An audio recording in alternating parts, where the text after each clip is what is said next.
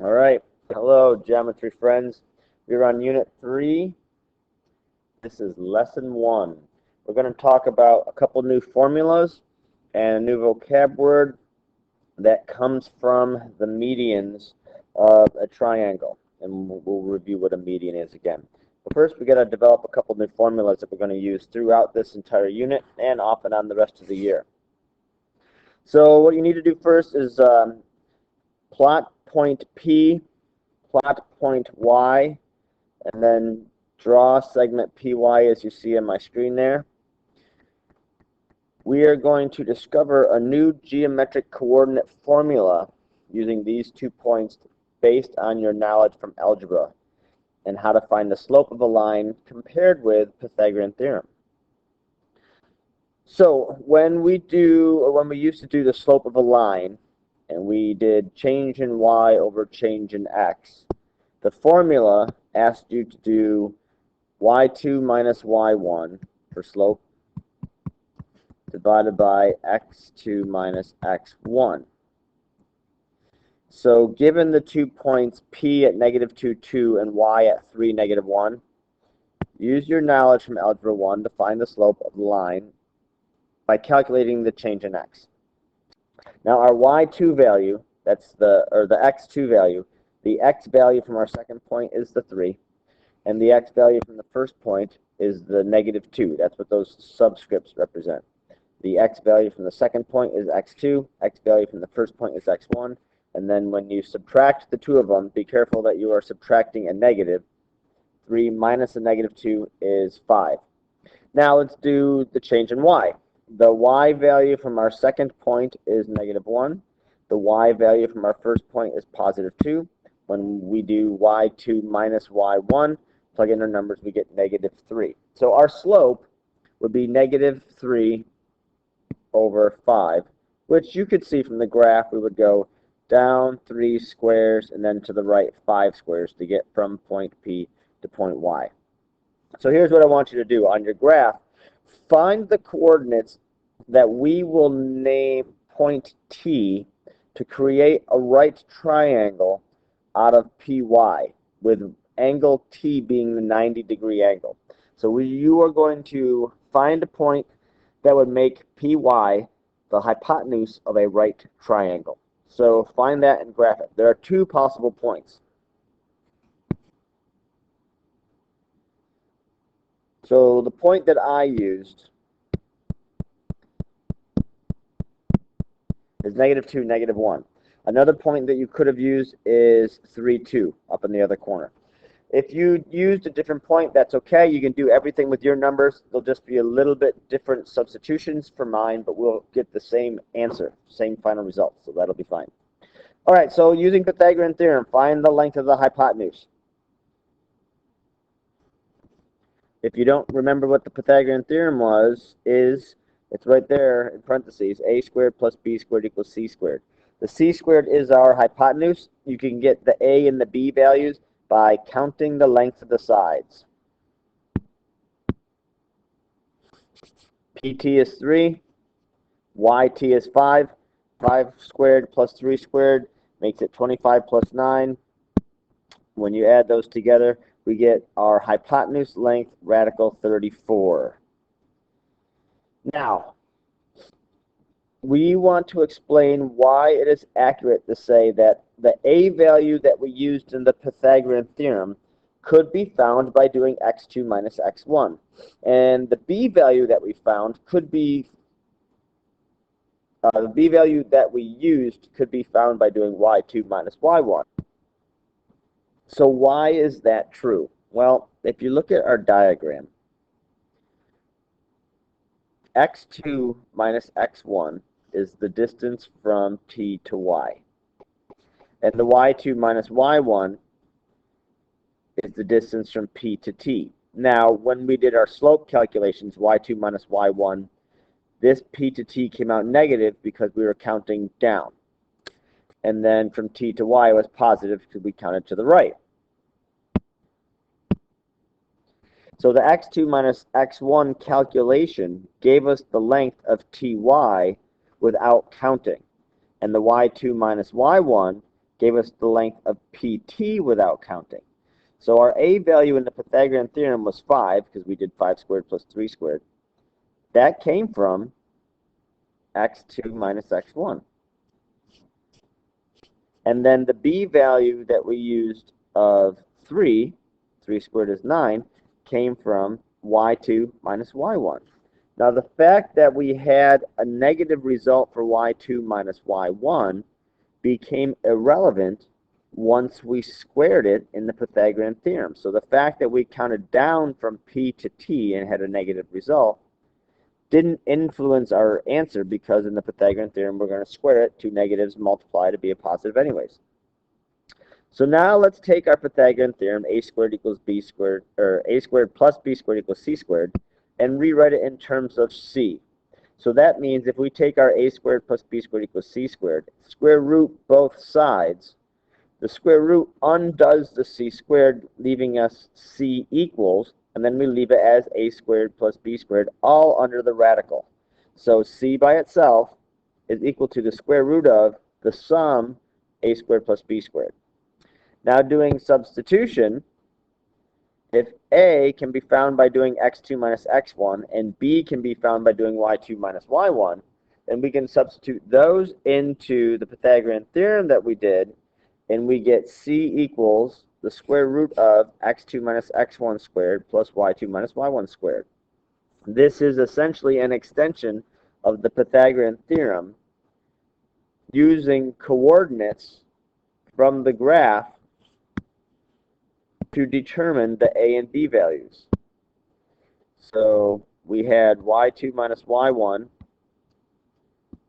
and x2 minus x1 to figure out the length of our hypotenuse.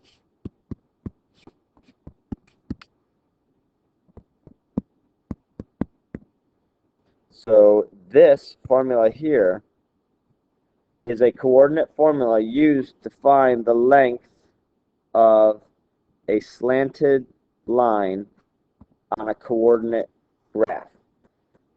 It is a replacement for the Pythagorean theorem because it builds into the calculation how to count the horizontal distance from one point to the next and how to count the vertical distance from one point to the next.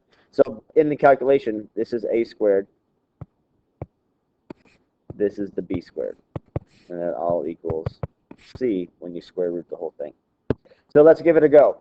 The distance between any two points on a coordinate plane can be found by using the formula d for distance. It's x2, let me write this out for you. Distance formula. It's the square root of x2 minus x1. That's like a squared from the Pythagorean theorem. And then y2 minus y1. That's like the b squared for the Pythagorean theorem. So d stands for distance. x2 minus x1 is our a value from the Pythagorean theorem. y2 minus y1 is our b value from the Pythagorean theorem. All right, now with this, you also have to remember how to simplify radicals. Find the largest perfect square that is a factor of the number inside the radical box. Rewrite your number using that largest perfect square and the other factor. Take the square root of the perfect square, and then the other irrational number stays irrational. You are expected to know how to do that. You will be expected to simplify your distances completely in order to earn full credit. If this is something that you do not remember, Google it, or come see me, or go to the Math DIC, ask a friend, phone, and whatever you got to do. But you do need to know how to do that because those are skills that you are supposed to have learned in algebra. But I can help you if you just come see me and let me know. All right, next formula for today. The midpoint of an equation on a coordinate plane can be found by averaging the x values for the x-coordinate, and you average the y values for the y-coordinate. The formula looks like this. This one right here. Average of the x's and the average of the y's. This is a midpoint. So your answer looks like a coordinate point with parentheses, an x value, comma, a y value. So make sure you're writing your answers correctly. So here's what we're going to do. Practice this a couple times. Find the midpoint of JU with J negative 14, 5, and U 10, negative 1. Find the midpoint of GU, and then find the midpoint of GJ.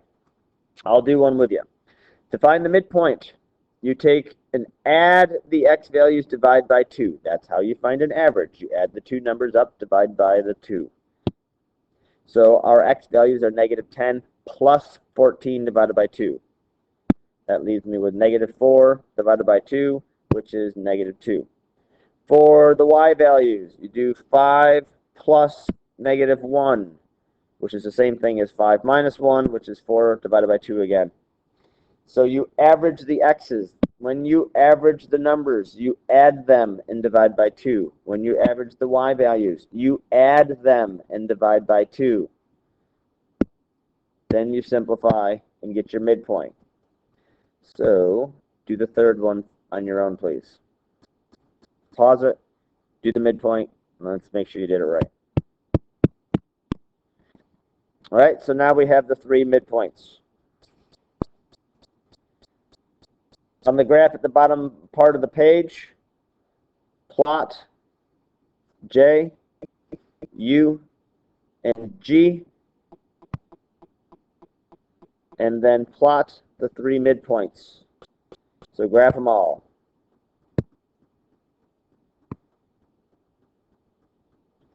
Plot JUG, triangle jug, on the coordinate grid given. Plot the midpoint JU and make it, label it point D. So the midpoint of JU is D, the midpoint of GU is E, and the midpoint of GJ is S. Those are the three midpoints that you found above. The picture should look like that. What do you notice about all three line segments drawn? Well, they all intersect at the same point. What are the coordinates of the point of concurrency? Point of concurrency means the point where they all meet. Together, currently, at the same time. So they are together at the same time, hence the word concurrent or concurrency. Label that point M. Use the distance formula or the Pythagorean theorem to find JM, and ME. Now, the reason why we can use the Pythagorean theorem here is because we have a visual, a picture. I can draw in a right angle from J to M, and then I can count squares to figure out the A and B values. And I can use Pythagorean theorem to find the length of the hypotenuse. I can do that also with ME, as long as I'm careful with how I draw my right triangle. I can do that with ME to also find my hypotenuse. Or we can just use the distance formula, which we're going to need to do eventually anyway, so it's good practice. But either way, pause the video, find the length of JM, find the length of ME.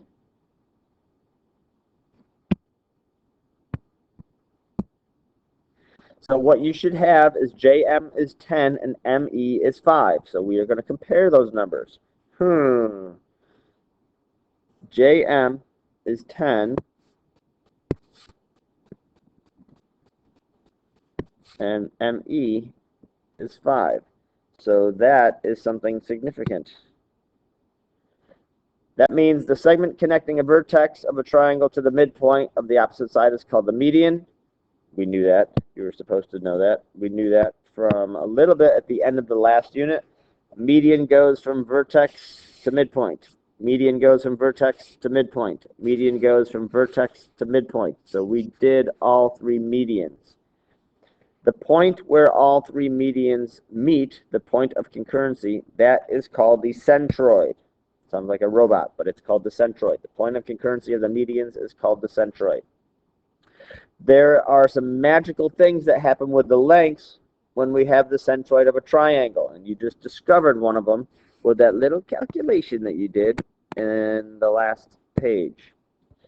So let's recall what our points were. Here's point J, U, G. There's point D, our midpoint, E, our midpoint, S, our midpoint, and M was the centroid.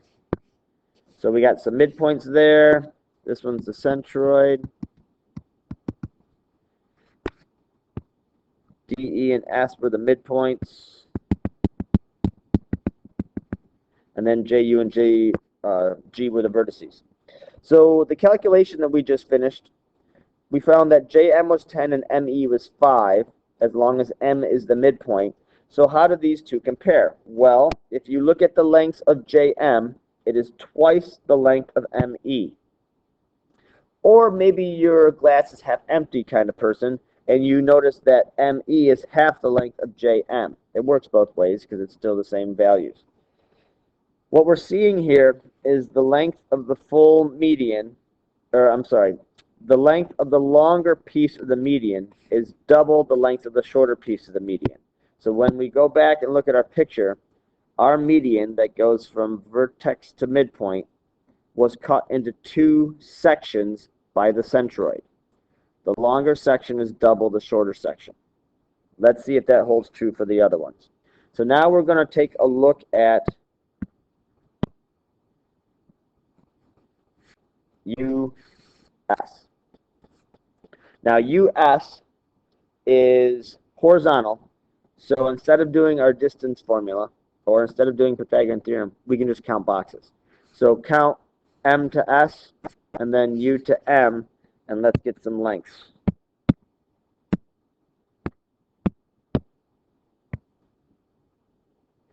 So S to M was, if you counted correctly,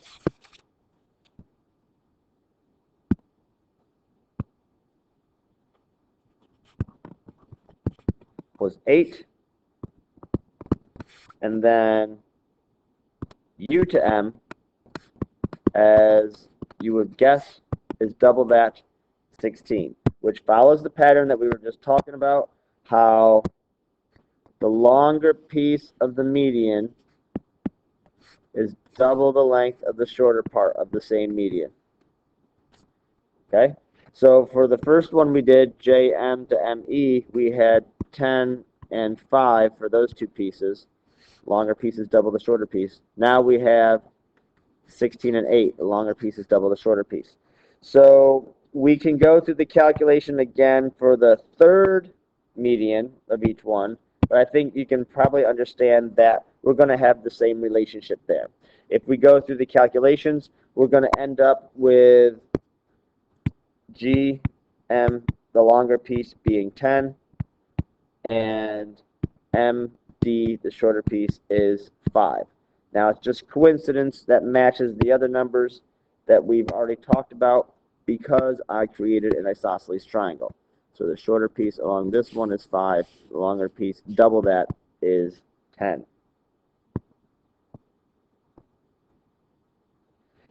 So that means with the values that we have, along the median of a triangle, the distance from the vertex to the midpoint is double the distance from the centroid to the midpoint. So from vertex to centroid, from the vertex to the centroid, let's just say centroid. We are going to fix that right now. From vertex to centroid is double the distance from midpoint to centroid. So the longer piece from vertex to centroid is the longer piece, will always be the longer piece. That's double the length of midpoint to centroid. So the longer piece is double the shorter piece.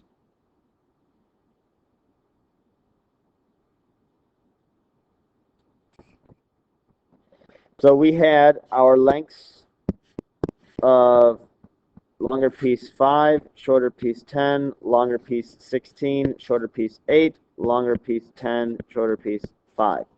Now, let's do a little bit different comparison. We're going to compare the full length of JM, full length of JE to the longer piece JM. How do they compare? Well, JE comes from adding JM and ME using our segment addition postulate. So the segment addition postulate says that the parts add up to equal the whole. So the whole segment of JE comes from adding the 5 plus the 10. How does that compare to the longer piece JM? So the comparison is 10 to 15. And if we reduce that by 5s, it's 2/3. So JM is 2/3 of the full length JE. Now we calculated SM is 8 and MU is 16. Find SU.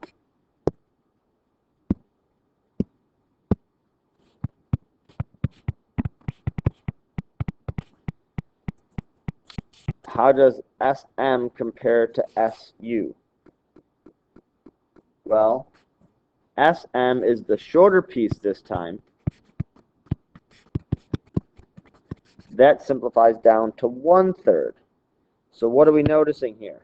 What we're noticing here is that not only does the centroid split the median into a shorter piece that's half the longer piece, but when those parts are compared to the full length of the full median, the shorter piece is 1/3 of the whole, and the longer piece is 2/3 of the whole median. All right, so let's put some of this to practice and fiddle around with some digits, okay, some numbers. UT is 28. That's this full side is 28. What's XU? Well, you're supposed to remember that the median connects vertex to midpoint, which means X is a midpoint, leading to UX and TX both being 14. So XU is 14. Next, if UZ is 30, UZ will be the full length of our median, a full 30. UY is the longer section of that. So 2/3 of 30 means its length is 20.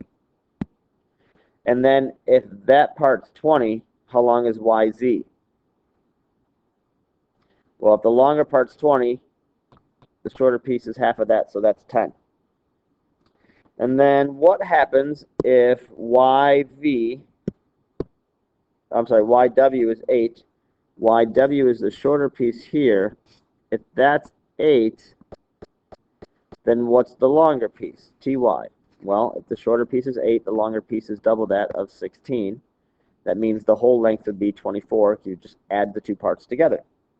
And then if VY is 20, so find V, find Y. If that is 20, the longer piece is 20. That means the shorter piece is 10. That means the full length of XV is 20 plus 10, or 30. So what you need to know is the distance from the vertex to the centroid is 2/3. That's the longer piece. That's the 2/3 the length of the median. And the distance from midpoint to centroid, that's the shorter part, is 1/3 of the full length of the median. So now you're going to go off, do some practice and distance formula practice. We'll review some construction practice, some notation. Check the answer key as you need, and I will see you guys soon. Hopefully you're all doing well, and take care of each other. Take care of yourselves.